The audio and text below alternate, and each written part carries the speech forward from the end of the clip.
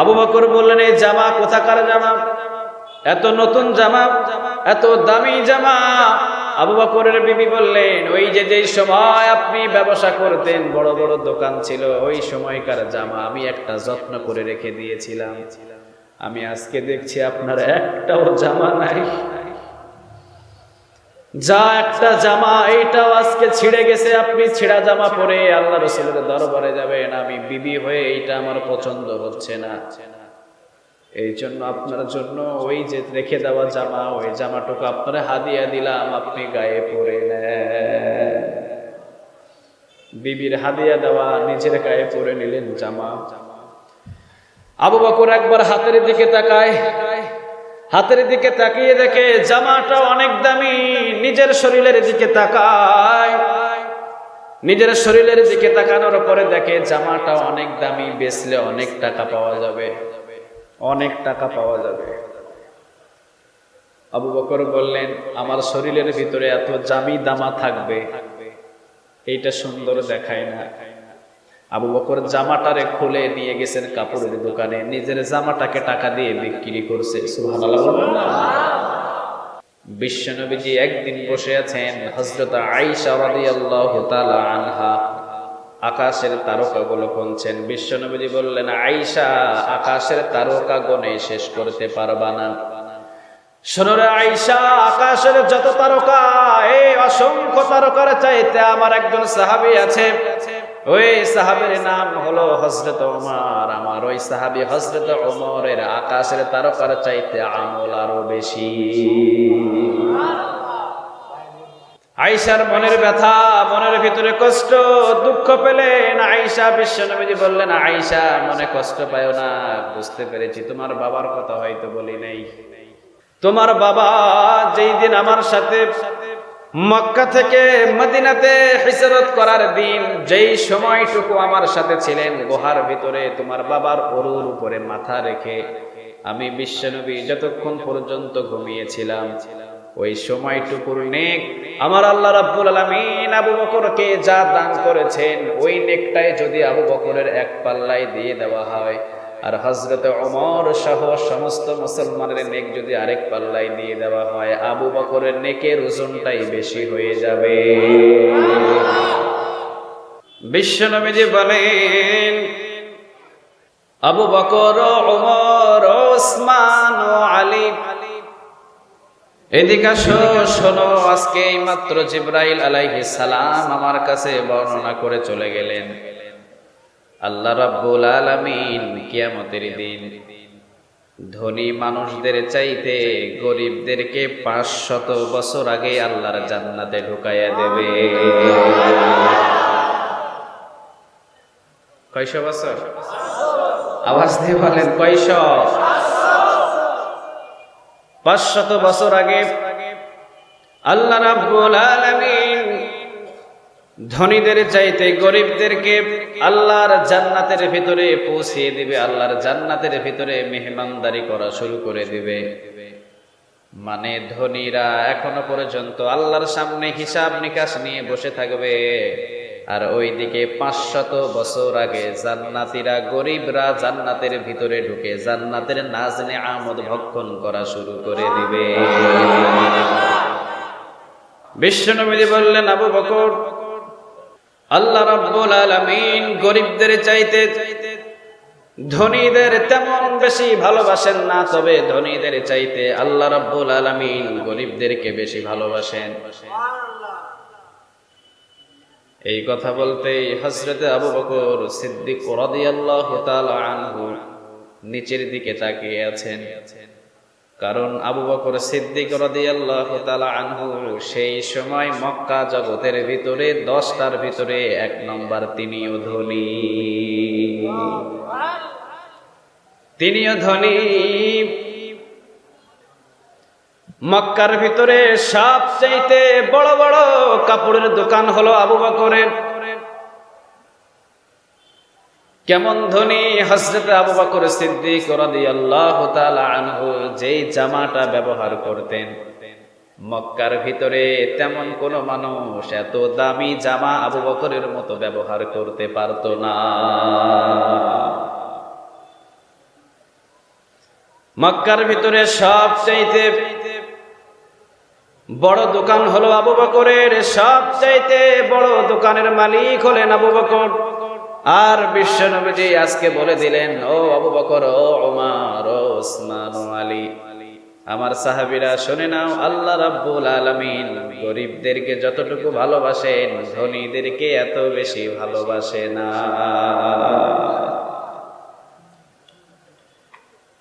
পৃথিবীতে যত নবী আর যত রাসূল এসেছে, সব নবী সব রাসূল তেমন ধনী ছিলেন না, সবাই ছিলেন গরিব। কারণ গরিবদেরকে ভালোবাসেন কে? একটু আওয়াজ দিয়ে বলেন না কে?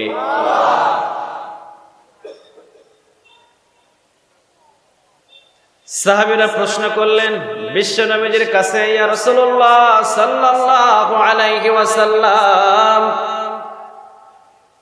আল্লাহ রাব্বুল আলামিন ধনীদেরকে ভালোবাসেন না, গরিবদেরকে এত বেশি ভালোবাসেন। আপনার কাছ থেকে একটা বিষয় জানতে চাই। আবু জেহেল, আবু লাহাব, উতবা, শাইবা, মুগীরা প্রতিদিন চিকন চালের ভাত, প্রতিদিন পোলাও কোরমাও, প্রতিদিন খাসি, উটের গোস্ত, গরুর গোস্ত, সব গোস্ত তারা খায়, সব মক্কার ভিতরে ভালো ভালো খাবার। কিন্তু আবু জেহেল, আবু লাহাব, উতবা, শাইবা তারাই খায়। কিন্তু ইসলামের সবচাইতে বড় বড় কাজ আমরা সাহাবীরা করি, তারা তো করে না। কিন্তু আমাদেরকে ভালো খাবার না খাইয়ে আল্লাহ কেন তাদেরকে ভালো খাবার খাওয়ায়? বিশ্বনবীজি বললেন, সাহাবীরা, স্বর্ণমুখী একটা সুই যদি সমুদ্রের মাঝখানে ডুবিয়ে দাও, আর সমুদ্রের মাঝখানে স্বর্ণমুখী সুই ডুবিয়ে দেওয়ার পর যদি ওই স্বর্ণমুখী সুই আবার উপরের দিকে উঠাও, সুইয়ের আগায় পানি থাকবে কয় ফোঁটা? আওয়াজ দিয়ে বলেন, কয় ফোঁটা? বিশ্বনবীজি বললেন, সাহাবীরা, সমুদ্রের ভিতরে যেই স্বর্ণমুখী সুই ডুবানোর পর উঠিয়ে যে স্বর্ণমুখী সুইয়ের মাথায় পানি আছে 1 ফোঁটা, ওই 1 ফোঁটা পানি সম পরিমাণ দুনিয়ার কিছু নাজ নিয়ামত ওই আবু জেহেল, আবু লাহাবদেরকে দিয়েছে। কিন্তু সমুদ্রের সমস্ত পানি সম পরিমাণ নাজ নিয়ামত জান্নাতে তোমাদের জন্য আল্লাহ অপেক্ষায় রেখে দিয়েছে।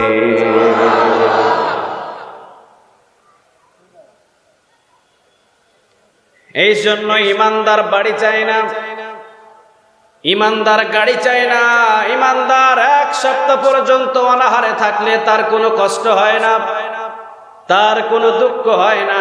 যদি বন্ধি 4 দেয়ালের খাবারও যদি খায়, ইমানদারের কোনো কষ্ট হয় না। ইমানদার কষ্ট পায় না। ইমানদার শুধুমাত্র পৃথিবীর দুনিয়ার চিন্তা করে না, চিন্তা করে ইমানদার শুধু জান্নাতে। বিশ্বনবী বললেন, আবু বকর, আল্লাহ রাব্বুল আলামিন গরিবদেরকে বেশি ভালোবাসেন ধনীদের চাইতে। কিন্তু আবু বকর এখন গরিব না ধনী? কথা বলেন, গরিব না ধনী? আবু বকরের চিন্তা, আল্লাহ রাব্বুল আলামিন ধনীদেরকে বেশি ভালোবাসে না, গরিবদেরকে বেশি ভালোবাসে। ও মিয়া, পৃথিবীর কারো ভালোবাসার দরকার নাই, শুধুমাত্র যদি আল্লাহর ভালোবাসা আপনার সাথে থাকে, জান্নাত আপনার জন্য অনিবার্য। কেউ আপনাকে জান্নাত থেকে ফেরাতে পারবে না, কেউ আপনাকে অন্ধকার কবরের ভিতরে কেউ কখনো কোনো সময় কোনো ডিস্টার্ব করতে পারবে না। যদি আল্লাহর ভালোবাসা না আপনার প্রতি থাকে, সামনের দিকে বিপদ আর বালা মুসিবত আছে না নাই?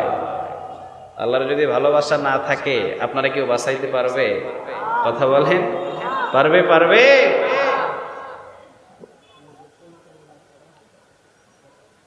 আবু বকরের একটাই চিন্তা, আল্লাহ রাব্বুল আলামিন গরিবদেরকে বেশি ভালোবাসেন। রাতের বেলা ঘুমাইতে গেলে আবু বকর শুধু একটাই চিন্তা করেন, আল্লাহ রাব্বুল আলামিন গরিবদেরকে বেশি ভালোবাসেন। সকালে উঠেই চলে গেলেন দোকানে, সবচাইতে বড় দোকান বিক্রি করে দিয়ে আল্লাহর রাস্তায় সব দিরহাম দান করে দিয়েছে। এই যে শুরু, দান করা শুরু।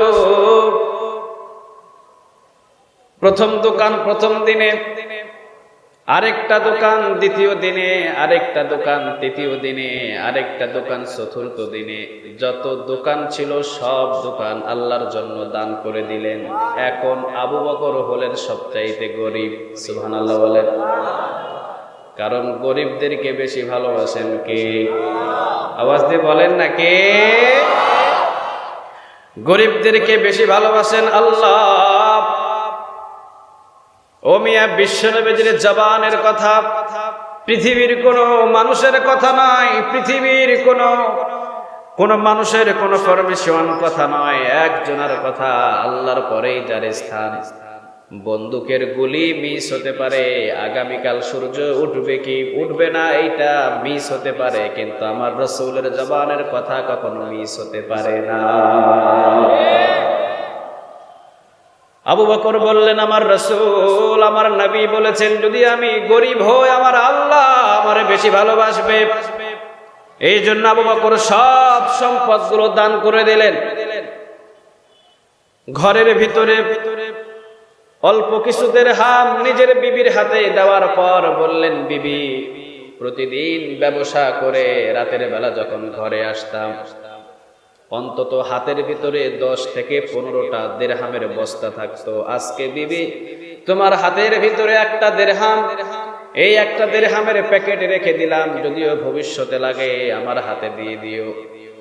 একটু পরে আবু বকর এসে বলছেন, বিবি, যে টাকার বস্তা অর্থাৎ টাকার দিরহাম, ছোট্ট একটা দিরহাম তোমার হাতে দিলাম, ওই দিরহামটা দিয়ে দাও। বিবি বললেন, একটু আগেই বললেন রেখে দিতে, আবার এখন চাইছেন, কিছু বুঝি নাই। আবু বকর বললেন, বিবি, তোমার হাতে দিরহামের টাকা দেওয়ার পর আমি চলে গেলাম বিশ্বনবীর দরবারে। বিশ্বনবী বললেন, কে আছে এই জায়গার ভিতরে? আমার একজন সাহাবী। ওই সাহাবী হলো হযরত বেলাল রাদিয়াল্লাহু তাআলা আনহু। কে পারবে উমাইয়ার হাত থেকে আমার সাহাবী বেলালকে মুক্ত করে নিয়ে আসতে? বিবির সাথে সাথে আমি আর ধৈর্য ধরে পারলাম না, আমি আবু বকরের হাত উপরের দিকে বললাম, লাব্বাইকা সা'দাইকা ইয়া রাসূলুল্লাহ, আমি হাজির, আবু বকর এই মুক্ত করে দেবে।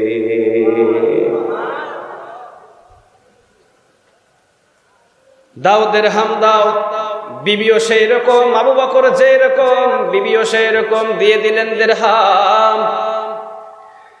হাতের ভিতরে দিরহাম নিয়ে টাকা নিয়ে চলে গেলেন উমাইয়ার সামনে। এরপরে বললেন, উমাইয়া, কত টাকা হলে হযরত বেলালকে আমার হাতে উঠাইয়া দিবি? ধর, স্বর্ণ মুদ্রা নিয়ে নে।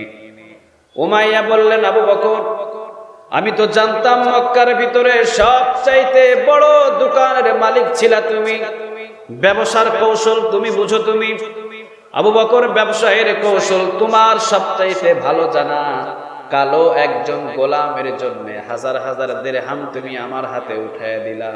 আবু বকর বললেন, চুপ কর উমাইয়া, আজকে যদি তুই এই হযরতে বেলালের জন্য এই মক্কার অর্ধেক সম্পদ তুই যদি চাইতি, আমি আবু বকর অর্ধেক সম্পদ খরিদ করে তোকে দিয়ে বেলালকে মুক্ত করে নিয়ে যেতাম। কারণ তুই জানিস না রে উমাইয়া, এই বেলালের কথা কারো মুখ থেকে বাহির হয় নাই। আল্লাহর পরেই যার সম্মান, আল্লাহর পরেই যার সম্মানের স্থান, তিনি হলেন আমার হাবিব, তিনি হলেন রাসূলুল্লাহ সাল্লাল্লাহু আলাইহি ওয়াসাল্লাম। বলেছেন, কে আছে মক্কার ভিতরে বেলালকে মুক্ত করে দিবে? আমি হাত উঠিয়েছিলাম। আজকে বেলালকে যদি মুক্ত করে আমার রাসূলের সামনে হাজির করে দিই, আমার রাসূলের কলিজার ভিতরে শান্তি আসবে। আর আমার রাসূলের মুখের ভিতরে যদি হাসি ফোটাতে পারি, ভালোবাসা একজনের পক্ষ থেকে আসবে, তিনি কে? আবু বকরের একটাই চিন্তা, ভালোবাসা নেবে একজনের কাছ থেকে, তিনি কে? আওয়াজ দিয়ে বলেন কে? কিন্তু আমরা ভালোবাসা চাই শুধুমাত্র দুনিয়ায়। গার্লফ্রেন্ডের ভালোবাসা চাই, বিবির ভালোবাসা চাই, শ্বশুর শাশুড়ির ভালোবাসা চাই, কিন্তু কোন কাজ করলে আমার আল্লাহ যে বান্দারে ভালোবাসে আজ পর্যন্ত আমরা তালাশও করি নাই। কথা কন না কেন? আমাদের জানা নাই। কিন্তু আবু বকরের একটাই চিন্তা, আমি যখন দুনিয়া থেকে বিদায় হয়ে যাব, দুনিয়া থেকে বিদায় হবার সাথে সাথে কারো ভালোবাসা আমার আর কাজে পুষবে না, তখন একজন আর ভালোবাসা লাগবে, তিনি কে? হযরত আবু বকর একদিন মসজিদে নববীতে বসে ডুকরে ডুকরে কাঁদছেন। হযরত আবু বকর মসজিদে নববীতে বসে ডুকরে ডুকরে কান্না শুরু করেছেন বাচ্চা ছেলের মতো। সাহাবীরা এসে বলছেন, আবু বকর তুমি কান্না করো কেন? তোমার তো কান্নার কোনো প্রয়োজন নাই রে আবু বকর, কারণ আল্লাহ রাব্বুল আলামিন আশারায়ে মুবাশশারা 10 জন সাহাবীকে জান্নাতের সার্টিফিকেট দিয়ে দিয়েছেন। ও আবু বকর, ওই 10 জনের সার্টিফিকেটের ভিতরে সর্বপ্রথম সার্টিফিকেট হলো সেই আবু বকর তোমার। আরে তোমার চিন্তা কিসের? ও আবু বকর, তুমি তো জান্নাতের সার্টিফিকেট হাতে পেয়েছো, তোমার তো কান্নার কোনো দরকার নাই।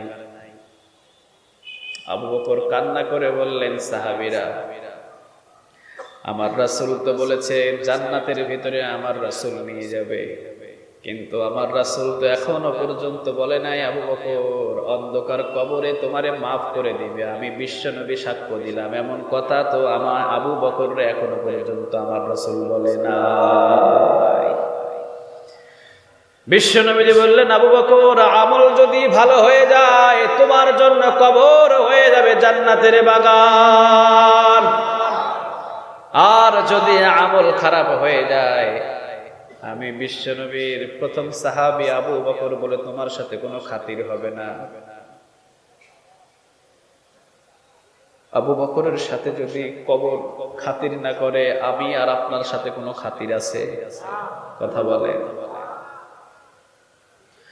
আবু বকর বললেন, এই জন্যই অন্ধকার কবরের সার্টিফিকেট আমার রাসূল আমারে দেয় নাই, যার কারণে আমি আল্লাহ রাব্বুল আলামিনের ভালোবাসা চাই। কোন কাজটা করলে আমার আল্লাহ আমি আবু বকররে ভালোবাসবে, যদি জীবন দিতে হয় জীবন দিব, এরপরেও আল্লাহর ভালোবাসা আদায় করে ছাড়বো। একটু আওয়াজ দিয়ে, আওয়াজ দেওয়া যাবে? কথা বলেন, আওয়াজ দেওয়া যাবে? সবগুলো শেষ, আর কিছু নাই।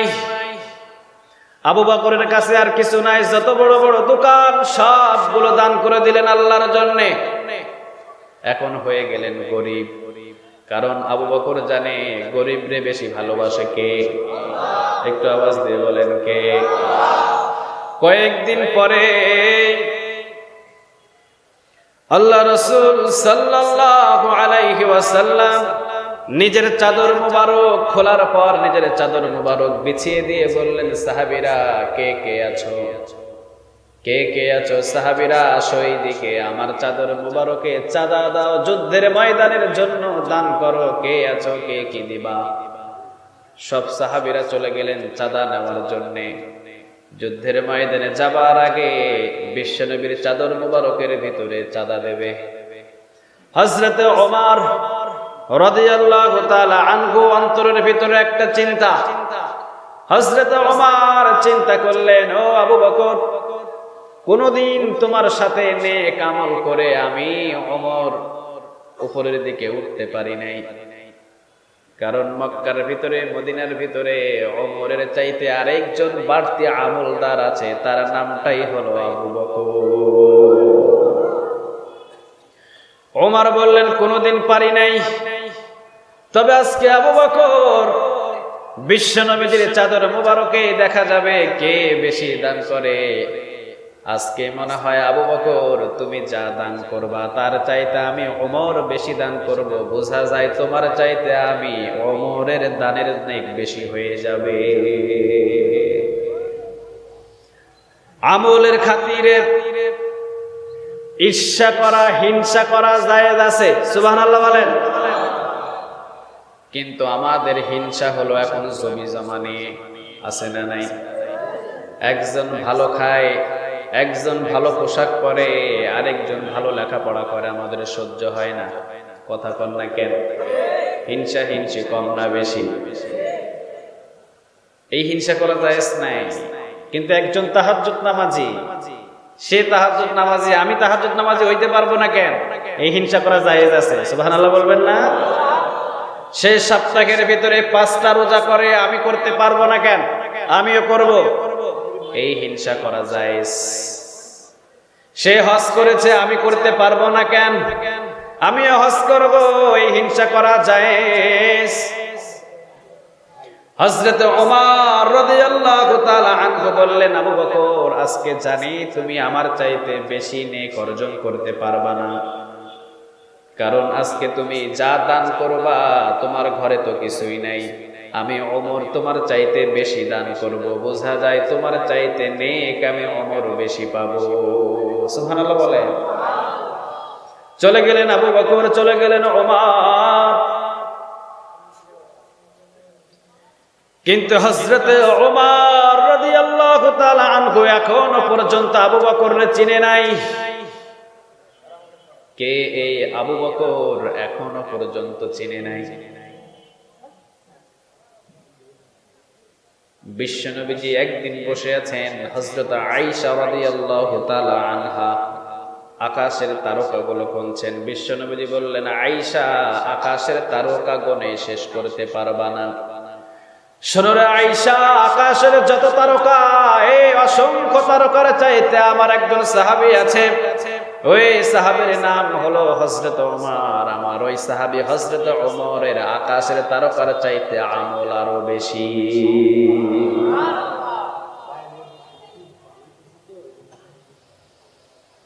আয়েশার মনের ব্যথা, মনের ভিতরে কষ্ট, দুঃখ পেলেন আয়েশা। বিশ্বনবীজি বললেন, আয়েশা, মনে কষ্ট পায়ো না, বুঝতে পেরেছি তোমার বাবার কথা হয়তো বলি নাই।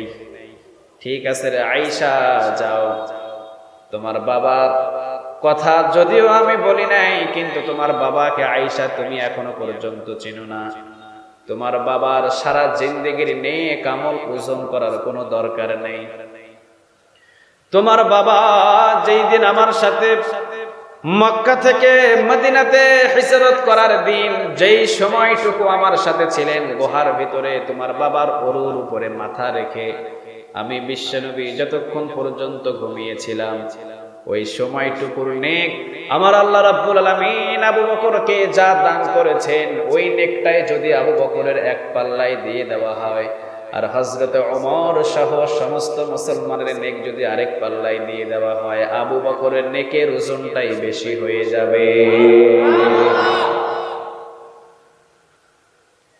এই সে আবু বকর, যেমন তেমন কোন সাহাবী নাই। চলে গেলেন আবু বকর ঘরের ভিতরে, চলে গেলেন ওমর ঘরের ভিতরে। ওমর একটা অনেক বড় বস্তা এনে বিশ্বনবীর সামনে ছেড়ে দিলেন।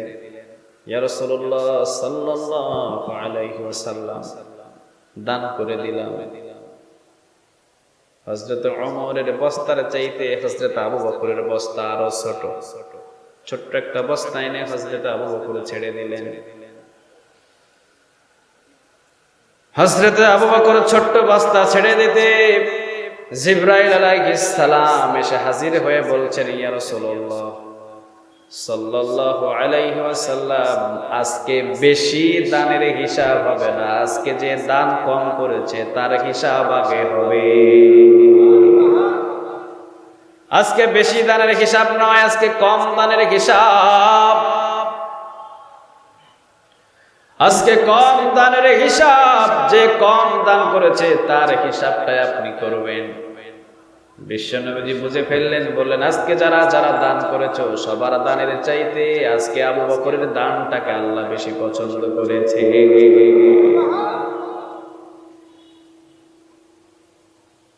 ওমর বললেন, কিভাবে?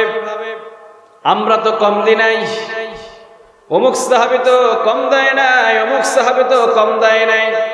বিশ্বনবী বললেন, ওমর রাদিয়াল্লাহু তাআলা আনহু, তুমি কয় ভাগ দিয়েছো? ওমর বললেন, বস্তা বানাইছি 2টা। জোরে বলেন, কয়টা? আমি ওমরের ঘরে বস্তা বানিয়েছি আমি দুইটা, একটা বস্তা ঘরের ভিতরে রেখে দিয়েছি, আর একটা বস্তা মাথায় করে আপনার সামনে এনেছি। সর্বশেষ বিশ্বনবী বললেন, আবু বকর কি আনলা আর কি রাখি আসলা? হযরত আবু বকর বললেন, ইয়া রাসূলুল্লাহ সাল্লাল্লাহু আলাইহি ওয়াসাল্লাম, ঘর থেকে যখন বাহির হয়েছিলাম, আমি ঘর থেকে যখন বাহির হয়েছিলাম, পাশেই দেখি আমার বিবি সুই দিয়ে সেলাইয়ের কাজ করছিল। আমি আমার বিবির হাত থেকে ছপ করে স্বর্ণমুখী সুইটা হাতে নিয়ে বললাম, এই সুই আমার ঘরে থাকতে পারে না, এই সুইটাকেও আমি আল্লাহর রাস্তায় দান করে দিলাম।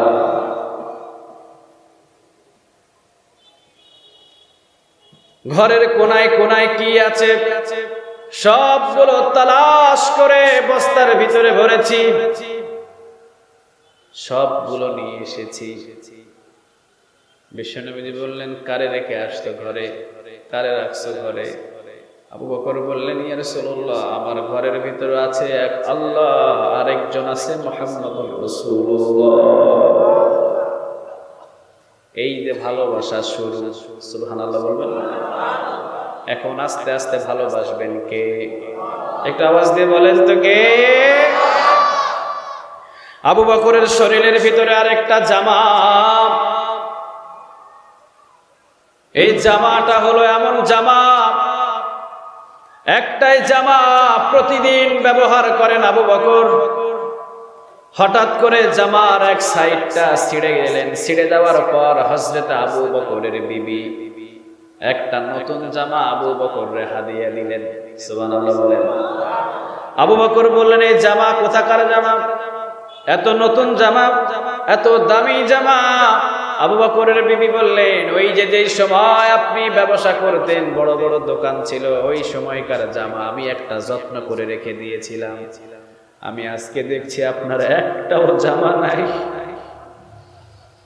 যা একটা জামা, এইটাও আজকে ছিঁড়ে গেছে। আপনি ছিঁড়া জামা পরে আল্লাহ রাসূলের দরবারে যাবেন, আমি বিবি হয়ে এইটা আমার পছন্দ হচ্ছে না, এই জন্য আপনার জন্য ওই যে রেখে দেওয়া জামা, ওই জামাটুকু আপনার হাদিয়া দিলাম, আপনি গায়ে পরে নেন। বিবির হাদিয়া দেওয়া নিজের গায়ে পরে নিলেন জামা। আবু বকর একবার হাতের দিকে তাকায়, হাতের দিকে তাকিয়ে দেখে জামাটা অনেক দামি। নিজের শরীরের দিকে তাকায়, নিজের শরীরের দিকে তাকানোর পরে দেখে জামাটা অনেক দামি, বেচলে অনেক টাকা পাওয়া যাবে, অনেক টাকা পাওয়া যাবে। আবু বকর বললেন, আমার শরীরের ভিতরে এত দামি জামা থাকবে, এইটা সুন্দর দেখায় না। আবু বকর জামাটারে খুলে নিয়ে গেছেন কাপড়ের দোকানে, নিজের জামাটাকে টাকা দিয়ে বিক্রি করছে। সুবহানাল্লাহ বলবেন না? নিজের জামা খোলার পর কাপড়ের দোকানে দাম দিয়ে বিক্রি করে সেখান থেকে একটা অংশ বাকির করার পর হযরত আবু বকর চলে গেছেন সালার চট কিনতে। সালার চট, কিসের চট? আওয়াজ দিয়ে বলেন, কিসের চট? সালার চট আপনাদের ঢাকায় কি বলে? এটা আমরাতে কি বলে? সালার চটই বলে। বস্তা। আরে সালার চট কিনেছেন আবু বকর, আর বাকি টাকাগুলো মুঠ করে ধরে আছে। সালার চট হযরত আবু বকরের শরীরের মাপ দিয়ে হযরত আবু বকর নিজ হাতে কেটেছেন। কাটার পর খেজুর গাছের কাটা দিয়ে সালার চট দিয়ে একটা নিজের গায়ের জামা বানিয়ে নিজের কাছে করেছে। নিজের শরীরের ভিতরে সালার চটের জামা হযরত আবু বকর পরিধান করে বাকি টাকাগুলো এতিমদের বাড়ি বাড়িতে বিলিয়ে দিয়েছে। আল্লাহ রাব্বুল আলামিন আরশ আজিম থেকে জিবরাইল আলাইহিস সালামকে ডাক দিয়ে বললেন, জিবরাইল, আবু বকরের পাগলামি আমার আর সহ্য হয় না।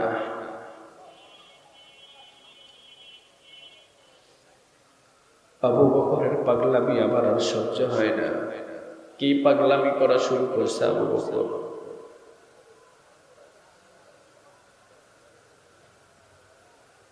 আজকে সালার চটের জামা, যে আবু বকরের মক্কার ভিতরে সবচেয়ে বড় বড় কাপড়ের দোকান, সেই আবু বকরের শরীরের ভিতরে সালার চটের জামা। এই আবু বকর সালার চটের জামা পরিধান করে আজকে মদিনার অলিতে গলিতে ঘোরাঘুরি করেছে। আমি আল্লাহর আর সহ্য হয় না। যাও জিবরাইল, আমার পক্ষ থেকে তুমি নিজেও একটা সালার চটের জামা পরে আমার বন্ধুর সামনে হাজির হয়ে যাও। এই যে ভালোবাসা শুরু। জিবরাইল আলাইহিস সালাম সালার চটের জামা পরে আল্লাহ রাসূলের সামনে এসে সালাম বিনিময়। বিশ্বনবীজি দেখেই দিছে একটা মুস্কি হাসি। জিবরাইল, তোমার শরীরের ভিতরে সালার চটের জামা। জিবরাইল বললেন, ইয়া রাসূলুল্লাহ, একটু পরে আপনি খেলা দেখবেন। কেন আমি সালার চটের জামা পরেছি? একটু পরে হযরত আবু বকর সিদ্দিক রাদিয়াল্লাহু তাআলা আনহু হেঁটে আসছেন। বিশ্বনবীজি আবু বকরকে দেখে চিনতে পারে না কে এই মানুষ। কাছে এসে বিশ্বনবীজি আর কোনো কথা বলছে না। দাড়ি ভিজে ভিজে রাসূলের জামার থেকে পানি পড়ছে। আবু বকর, তোমার কোথায় গেল বড় বড় কাপড়ের দোকান? কোথায় গেল তোমার দামি দামি কাপড়? কয়েকদিন দেখলাম একটা নতুন কাপড় পরিধান করে মসজিদে নববীতে আসা যাওয়া করলে, আজকে কেন চটের জামা পরলা?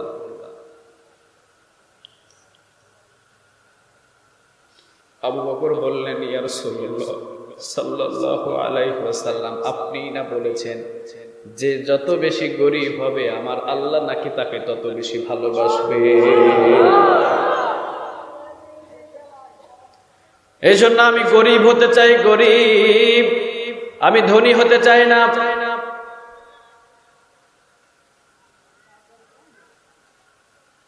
আমি ধনী হওয়ার স্বপ্ন দেখি না, আমি গরিব হওয়ার স্বপ্ন দেখি।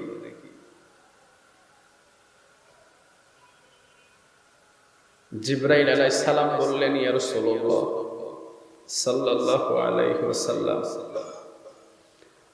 আজকে আবু বকর সালার চটের জামা শরীরে পরিধান করার কারণে আল্লাহ রাব্বুল আলামিন আবু বকরের কথা আরশে আজিমে আমার সাথে তুলে ধরেছেন। আবু বকরের নাম আমার আল্লাহ 3 বার নিয়েছে। আপনার নাম যদি আমার আল্লাহ 1 বার নেয়, সারা জীবনের সবকিছু সুখ শান্তি আদায় হয়ে যাবে, ঠিক কিনা? আর কিছু দরকার আছে? কথা বলেন, আছে? আছে। আবু বকরের নাম কয়েকবার আমি জিবরাইলের সামনে আল্লাহ রাব্বুল আলামিন নেওয়ার পর বললেন, ও আবু বকর, যা শুরু করেছে দুনিয়ার ভিতরে আমি আল্লাহর আর সহ্য হয় না। যাও জিবরাইল, আজকে তুমি নিজেও সালার চটের জামা পরে আমার রাসূলের সামনে যাও। ইয়া রাসূলুল্লাহ সাল্লাল্লাহু আলাইহি ওয়াসাল্লাম, আজকে আবু বকর সালার চটের জামা পরার কারণে শুধুমাত্র আমি জিবরাইল যে সালার চটের জামা পরেছি তা নয়, আসমান এবং জমিনের ভিতরে যত ফেরেশতা আছে সব ফেরেশতা আজকে সালার চটের জামা পরিধান করেছে।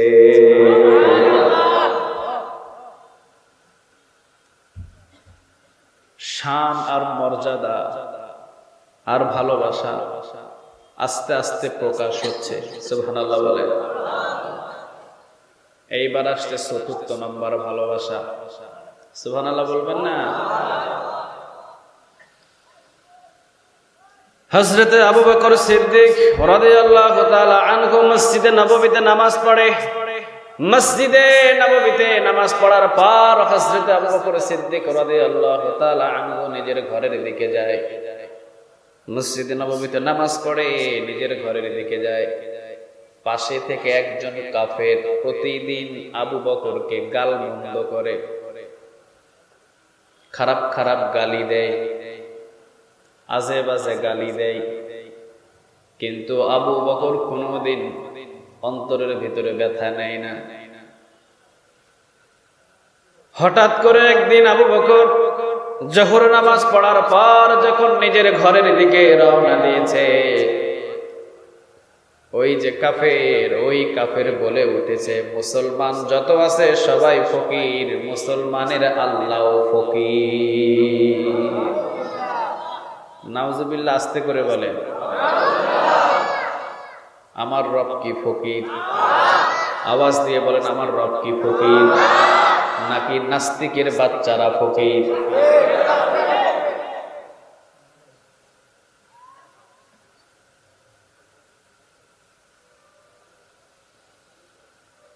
কাফেরটা চিৎকার করে বলছে, মুসলমান সবাই ফকির, মুসলমানের আল্লাহ ফকির। হযরত আবু বকর সিদ্দিক রাদিয়াল্লাহু তাআলা আনহুর ঈমানের ভিতরে জোয়ার চলে এসেছে, নিজেকে আর কন্ট্রোল করতে পারে নাই। কারণ হযরত আবু বকর সিদ্দিক রাদিয়াল্লাহু তাআলা আনহু জীবনের চাইতে বেশি ভালোবাসেন দুইজনকে। জোরে বলেন, কয়জন? এক হলেন আল্লাহ, আরেকজন হলেন মুহাম্মাদুর রাসূলুল্লাহ।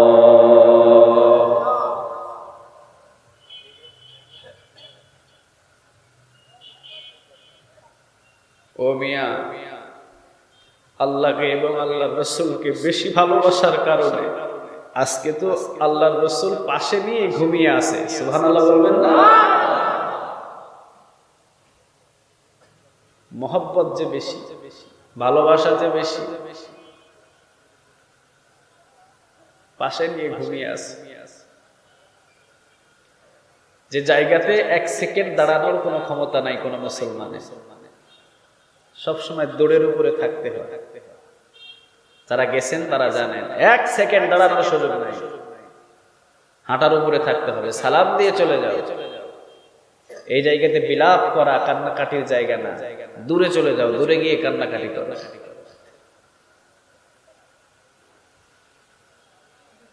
একজন মানুষের কবর কোথায় হবে এটা নিযুক্ত করেন কে? একটু আওয়াজ দিয়ে বলেন তো কে? যে আল্লাহর জন্য এবং যে রাসূলের জন্য এত ভালোবাসা, আল্লাহ বললেন, যা আবু বকর, আমার বন্ধুর পাশেই বাকি জীবনটা তোর জায়গা করে দিলাম।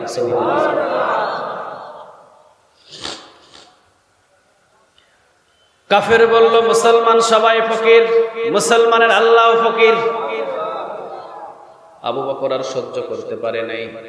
প্রতিদিন কাফের গালি দেয়, আবু বকর কিছু বলে না। আজকে আবু বকর ফিরে এসে হাত যতটুকু উঠছে গালের উপরে দিছে এক থাপ্পড়।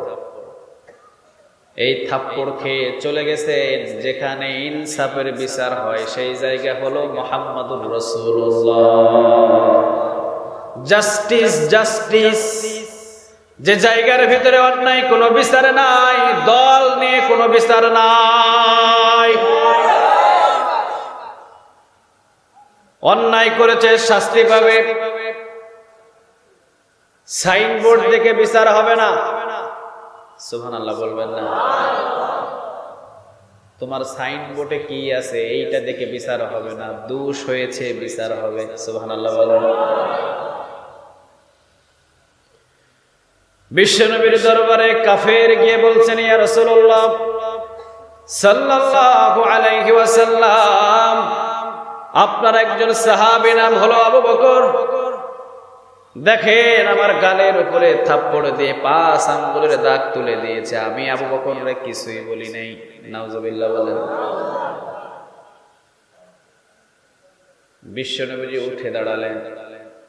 উঠে দাঁড়ানোর পর বিশ্বনবীর চেহারার দিকে তাকিয়ে দেখলেন ঠিকই 5 আঙ্গুলের দাগ, তবে কে মেরেছে বিশ্বনবী এখনো পর্যন্ত জানে না। কাফের আবার বলছেন, আপনার সাহাবী আবু বকর মারছে, আবু বকর। একটু পরে আবার বলে, আপনার সাহাবী আবু বকর, আপনার সাহাবী আবু বকর মারছে। দেখেন কেমন বিচার। বিশ্বনবী 2 জন সাহাবীকে বললেন দাঁড়াও। 2 জন সাহাবী দাঁড়ালেন।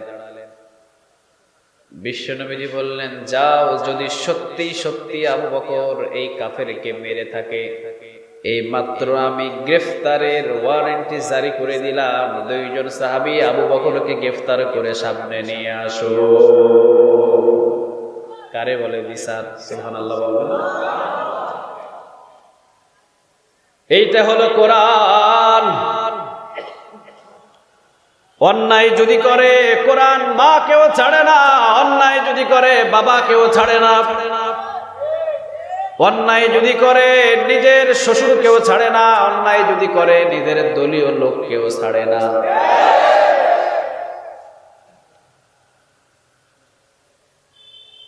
ছেলের বিবাহ দিয়েছে, বিবাহ, মেয়েকেও বিবাহ দিয়েছে। ছেলের বিবাহ দিলে আনে, আর মেয়ের বিবাহ দিলে কি করে? পাঠায়া দেয়। ছেলে আর মেয়ে, একটা ছেলে একটা মেয়ে। মেয়েকে বিবাহ দিয়েছে, ছেলের বিবাহ দিয়ে ঘরে বউ আনছে। পাশের বাড়ির চাচি, চাচি বলেন না আপনারা? কি বলেন? চাচি গিয়া প্রশ্ন করছে, বোন ছেলের বিবাহ দিলেন, মেয়েরও বিবাহ দিলেন, ছেলের বউ কেমন পাইছেন? আর মেয়ের এতে বিবাহ দিলেন, জামাই কেমন পাইছেন? শাশুড়ি চিৎকার করে বলে, ছেলের বিবাহ দিয়ে যে বউ আনছি এটা তো বউ না, এটা আস্ত একটা ডাইনি। এইটা কি? পরের মেয়ে তো, বুঝেন নাই? পরের মেয়ে হাজার ভালো করলেও খারাপ। কথা একটা আছে না, যারে দেখতে পারে না চলন বেখা। আসলে কিন্তু মেয়েটা ভালো, কিন্তু তার কাছে ভালো না। ছেলেরে বিবাহ করেছি, সবচেয়ে খারাপ একজন নারী আমার ছেলের কাঁধের উপরে চেপে বসেছে, একবারে খারাপ। বলছেন, আচ্ছা বোন মেয়েরে বিবাহ দিলেন, কয় মাশাআল্লাহ জামাই একটা পাইছি, প্রতি মাসে 10,000 টাকা আমার জন্য পাঠায়,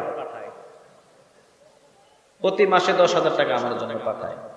আর মেয়েটাও মাশাআল্লাহ খুব সুখে শান্তিতে আছে। মেয়ে বড় ভালো, মেয়ের জামাইও ভালো, কিন্তু ছেলেরে বিবাহ দিলাম, ছেলের বউ ভালো না, 24 ঘন্টা মোবাইলে কথা বলে।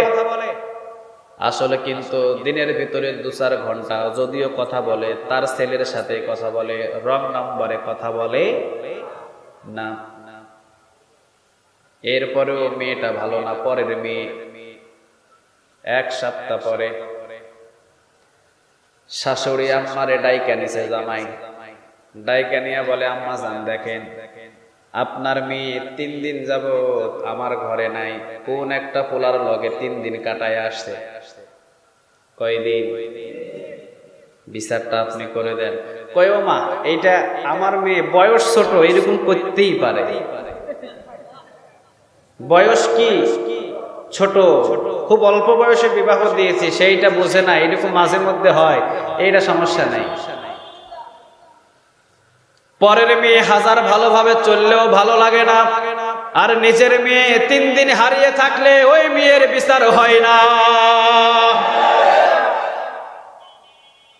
নিজের সাইনবোর্ডের যদি হয় জেনা করলে, ব্যভিচার করলে, চুরি করলে, ডাকাতি করলে বিচার হয় না, অন্য লোক যদি 5 ওয়াক্ত নামাজি হয় জেলখানায় গিয়ে কাটাতে হয়।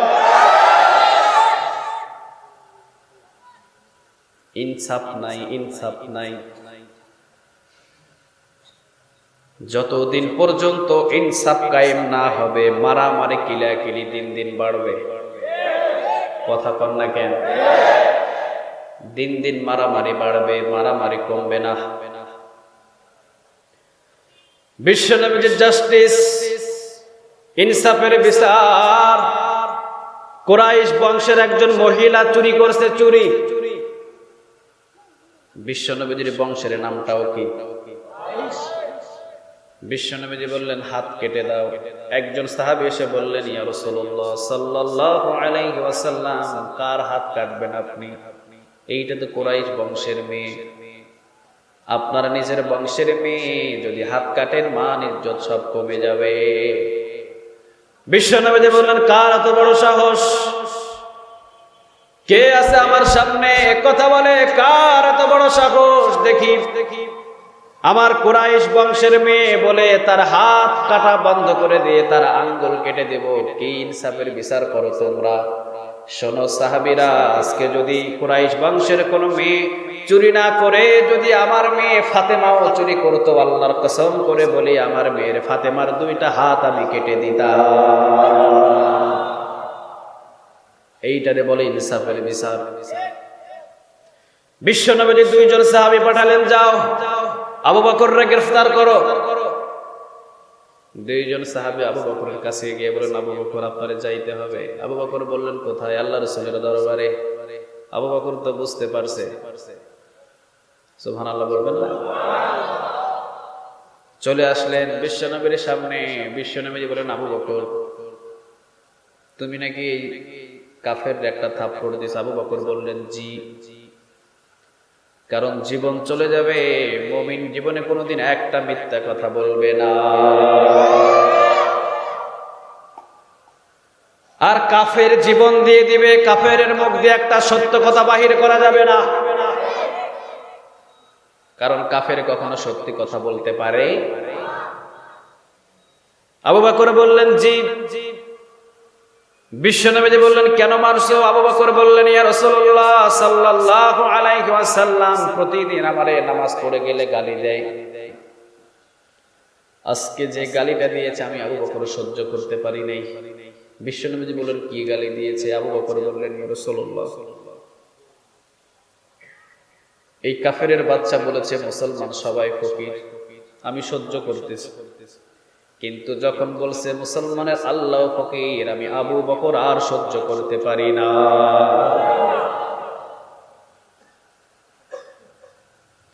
আর সহ্য হয় না আমার, আর সহ্য হয় না, নিজেকে কন্ট্রোল করতে পারি না। যে আবু বকরের সব সম্পদগুলো আল্লাহর জন্য ব্যয় করেছি, যে আবু বকরের জীবনটাও আল্লাহর জন্য দিতে 24 ঘন্টা প্রস্তুত আছি, যে আল্লাহর জন্য আল্লাহ আবু বকরের কাছে যা চাইবে এই আবু বকর তাই দিতে প্রস্তুত। সুবহানাল্লাহ বলেন। কিন্তু আমার আল্লাহকে যদি কেউ ফকির বলে, আমি আবু বকর থাকতে সে কখনো মাফ পাবে না। বিশ্বনবী কাফেররা জিজ্ঞাসা কথার রাইট? কাফের বলে, এইরকম কথা আমি বলেই নাই। আপনার কি বিশ্বাস হয় আমি এইরকম কথা বলতে পারি?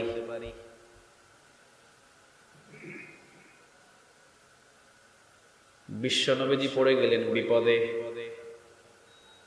কাফের বলে, বলি নাই। আবু বকর বলে বলছে। এখন তৃতীয় একজন সাক্ষীর দরকার আছে না নাই? কথা বলে। বিশ্বনবীজি বললেন, আবু বকর তৃতীয় একজন সাক্ষী আমার সামনে হাজির করে দাও। তৃতীয় একজন সাক্ষী হাজির করো। আবু বকর বললেন, ইয়া রাসূলুল্লাহ সাল্লাল্লাহু আলাইহি ওয়াসাল্লাম তৃতীয় একজন সাক্ষী আমি আবু বকর কিভাবে হাজির করব? ওই জায়গার ভিতরে আমি আর এই লোকটা ছাড়া তৃতীয় কোনো ব্যক্তি ছিল না। শুধু আমি ছিলাম আর এই লোকটা ছিল, আর কেউ নাই। বিশ্বনবী বললেন, আবু বকর তাহলে তুমি কিন্তু বিপদে পড়বা। কারণ তুমি যদি সাক্ষী না হাজির করতে পারো, রায়টা কিন্তু কাফেরের বিপক্ষে চলে যাবে।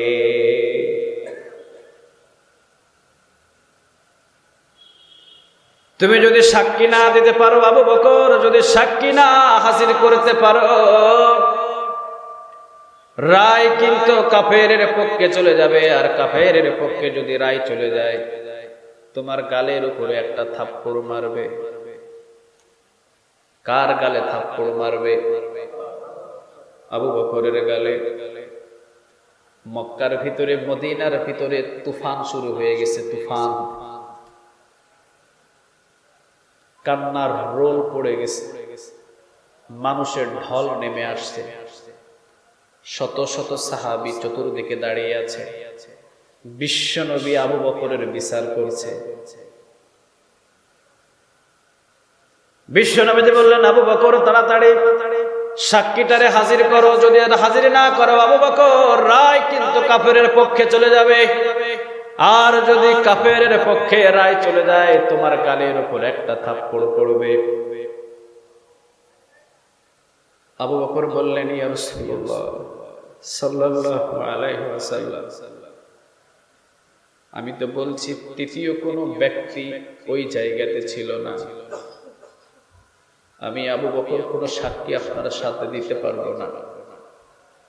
বিশ্বনবীজি বলছেন, আবু বকর, তাহলে রায় কিন্তু চলে যাবে কাফেরের পক্ষে। দেরি হবে না আবু বকর, যদি সাক্ষী থাকে হাজির করো, না সাক্ষী থাকলে রায় চলে যাবে। সমস্ত সাহাবীরা দাঁড়িয়ে আছে, সাহাবীদের চিন্তা কার গালের উপরে থাপ্পড় পড়বে। এইটা তো শুধু আবু বকর নয়, এই আবু বকরের গালের উপরে থাপ্পড় পড়া মানে সমস্ত কাফেরের গোষ্ঠীগুলো খুশি হয়ে যাবে। আর আবু বকরের গালে থাপ্পড় পড়া মানে সমস্ত সাহাবীর গালে থাপ্পড় পড়া। আর সমস্ত সাহাবীর গালে থাপ্পড় পড়া মানে আমার রাসূলের গালে থাপ্পড় পড়া। আর আমার রাসূলের গালে থাপ্পড় পড়া মানে অসন্তুষ্ট হওয়া একজন, তিনি কে? বিশ্বনবীজি বললেন, আবু বকর, এখনো সময় আছে, যদি সাক্ষ্য থাকে হাজির করো, না ছাড়া রায় চলে যাবে। চতুর্থবারের মতো আবু বকর বললেন, ইয়া রাসূলুল্লাহ সাল্লাল্লাহু আলাইহি ওয়াসাল্লাম, আবু বকরের কাছে কোনো সাক্ষী নাই। বিশ্বনবী কাফেরের পক্ষে রায়টা দিয়ে দিবে, মুখের ভিতরে কথাটা এনেছে। এমন সময় আল্লাহ রাব্বুল আলামিন ডাক দিয়ে বলছেন, হাবিব,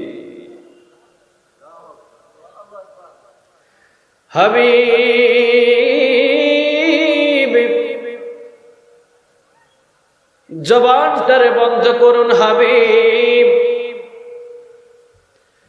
জবান দিয়ে কোনো কথা আপনি বাহির করবেন না, আমার কথা আপনি শুনুন। আবু বকরের পক্ষে সাক্ষী দেওয়ার মতো কোনো তৃতীয় সাক্ষী নাই, তবে জান হাবিব, আবু বকরের পক্ষে সাক্ষী দেওয়ার জন্য আমি আল্লাহ নিজেই সাক্ষী দিয়ে দিলাম।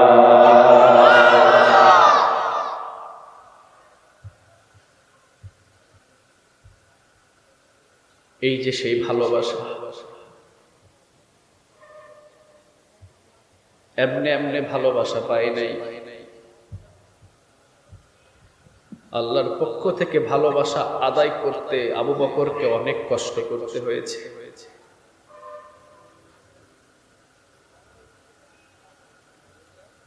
এই জন্য বিশ্বনবীজি বলতেন, আবু বকর, আল্লাহ রাব্বুল আলামিন ধনীর চাইতে গরিবরে বেশি ভালোবাসে। আবু বকর হইছেও গরিব, সুবহানাল্লাহ। দীর্ঘ সময় হয়ে গেল, আমি শুধু এতটুকুই বোঝাইতে আপনাদেরকে টেনে এনেছি কথাটা। আজকে যারা গরিব,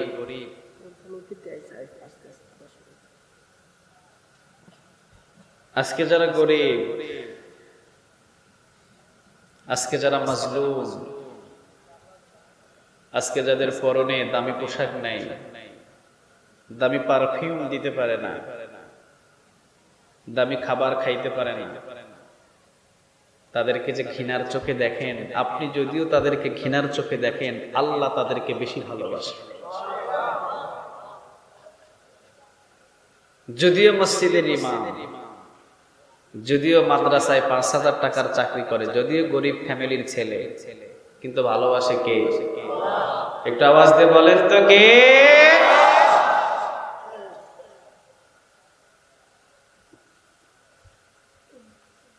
এই জন্য কথাটুকু ঘোরায় অনেক দূর থেকে নিয়ে আসতে আমার একটু সময় লেগে গেছে। আমি আর সামনে কথা বাড়াইতে চাচ্ছি না। আজকের বিষয়, আজকের পয়েন্ট, যেটার উপরে কথা বললাম এটার উপরে। গরিব দেখে কখনো ঘৃণা করেন না, গরিবদেরকে ঘৃণার চোখে দেখেন না। আজকে আলেম ওলামাদের বাড়ি নাই, গাড়ি নাই, টাকা নাই, পয়সা নাই, কিছু নাই, যেখানে সেখানে যা তা বলে মুখ বন্ধ করে দিবেন, মাইক টেনে নিয়ে নেবেন। একটা জিনিস চিন্তা করবেন, প্রত্যেকটা জিনিস আল্লাহ ভিডিও করেছে। আল্লাহরও একদিন সময় আছে, চিল্লা বলেন ঠিক কিনা? একটু চিন্তা ভাবনা করে সব কাজগুলো করা আমাদের দরকার। কারণ যার কেউ নাই তার আছে কে? একটু আওয়াজ দিয়ে বলেন তো কে? হয়তো আমাদের আজকে কিছু নাই, আমাদের আজকে কেউ নাই, মুসলিম জাতির আজকে কেউ নাই, কিন্তু আমরা সব সময় একজনের উপরে ভরসা করি, তিনি কে? আওয়াজ দিয়ে বলেন কে? আমি শুধু এতটুকু কথা বোঝানোর জন্যই একটু ঘোড়ায় পেঁচায় নিয়ে আসলাম। আমার আলোচনা প্রায় শেষের প্রান্তে, আপনাদেরকে দীর্ঘ সময় আমি আর ধরে রাখবো না, কারণ ওয়াজটা হলো নামাজের জন্য। কিসের জন্য? আওয়াজ দিয়ে বলেন। রাতে 3টা পর্যন্ত ওয়াজ করলাম, একজনও ফজর নামাজ পড়লো না, ওয়াজ দিয়ে লাভ আছে? কথা বলেন, আছে? আছে? কোনো লাভ নাই। এই জন্য আমি এই বছরে পুরা বাংলাদেশে যেখানেই আমি আলোচনা করছি, 9টাই স্টেজ, 10:30 থেকে ঊর্ধ্বে গেলে 10:40 শেষ। এর ভিতরে আমি যতগুলো মেসেজ দিই দর্শকরাও নিতে পারে। গভীর রাত হয়ে গেলে ঘুমের একটা ঝিমানি আসে, যা বলি বসে থাকে, কিন্তু কোনো কিছু ঘরে নিয়ে যাইতে পারে না। কথা বলেন, একটা বিষয় অনেকটা চিন্তা ভাবনা করা দরকার। দীর্ঘ রাত করে মাহফিল করা, এটা আমি পছন্দ করি না, এটা আমার পছন্দ নয়। ব্যাটারিতে চার্জ থাকলে মোবাইল ব্যবহার করা যায়, আর চার্জ যদি না থাকে মোবাইল ব্যবহার করা যাবে? কি দেখাবে? সবাই তো বলে না, কি দেখাবে? আপনার শরীরের চার্জ হলো রাতের ঘুম। রাতের 3টা পর্যন্ত আলোচনা করলাম, কোনো ঘুম হলো না আপনার। প্রথমে ফজর যাবে, এরপরে জোহর যাবে, এরপরে দিনের যে কর্ম ছিল কর্মটাও যাবে। চিল্লা বলেন ঠিক কিনা? এই জন্য দীর্ঘ রাত ধরে আলোচনা করা আমার অভ্যাস নাই। আমি উঠতাম জাস্ট 9টায়, যে কোনো একটা মাধ্যমে হয়তো দেরি হয়ে গেছে আজকে। আমি একটা পয়েন্ট নিয়ে শুধু আপনাদেরকে বোঝাইতে এসেছি, কাউকে ঘৃণা করবেন না, কাউকে ছোট মনে করবেন না। যদিও মনে করছেন তাদের কেউ নাই, থাপ্পড় দিব, মারবো, কিলাবো, ভরে দিব, 4 দেয়ালে বন্দী করে দিব, এই করে দিব, সেই করে দেব, একটা জিনিস চিন্তা করেন, যদিও আপনার কাছে সব আছে, কিন্তু একজন আপনার কাছে নাই। আওয়াজ দিয়ে বলেন তো তিনি কে? আর আমাদের কোনো কিছু নাই, আমাদের কোনো কিছুর প্রয়োজন নাই, আমাদের সাথে একজন আছে। আওয়াজ দিয়ে বলেন তিনি কে? আল্লাহ সুবহানাহু ওয়া তাআলা যদি থাকে, আর কিছু প্রয়োজন নাই আমাদের। আর কিছু প্রয়োজন আছে? কোন একদিন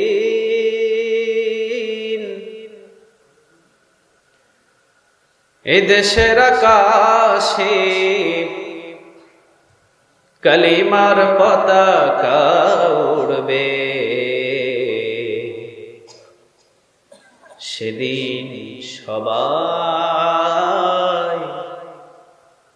খোদাই বিধান পেয়ে দুঃখ বেদনা ভুলবে।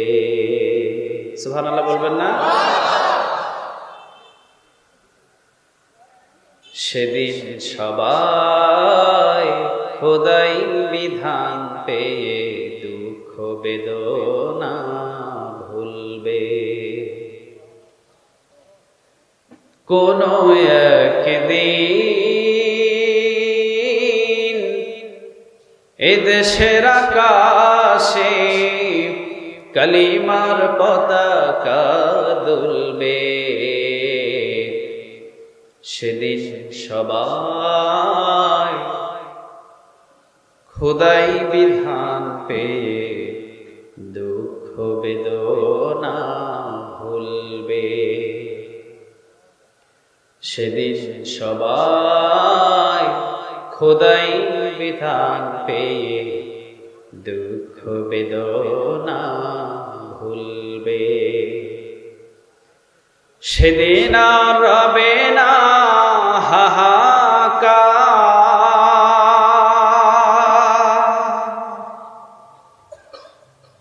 অন্যায় জুলুম অবিচার। সেদিন আর রবে না হাহাকার, অন্যায় জুলুম অবিচার। থাকবে না অনাচার, দুর্নীতি কদাচার। থাকবে না অনাদার, দুর্নীতি কদাচার। সকলেই শান্তিতে থাকবে। সেদিন সবাই খোদাই বিধান পেয়ে দুঃখ বেদনা ভুলবে। একাকী নিরমণি নির্জন পথে যাবে, কোনো জন কটু কথা কবে না। কোনো জন পথে ঘাটে সম্পদের মোহে, খোনা রাহা জানি রবে না। সেই দিন নেই বেশি দূরে, কথা বলেন ঠিক কিনা? সেই দিন নেই বেশি দূরে, আর কিছু পথ গেলেই মিলবে। সেদিন সবাই খোদাই বিধান পেয়ে দুঃখ বেদনা ভুলবে। সেদিন সবাই খোদাই বিধান পেয়ে দুঃখ বেদনা ভুলবে। আলোর পথে 24, 24 ঘন্টা শুধু ইসলাম প্রচার।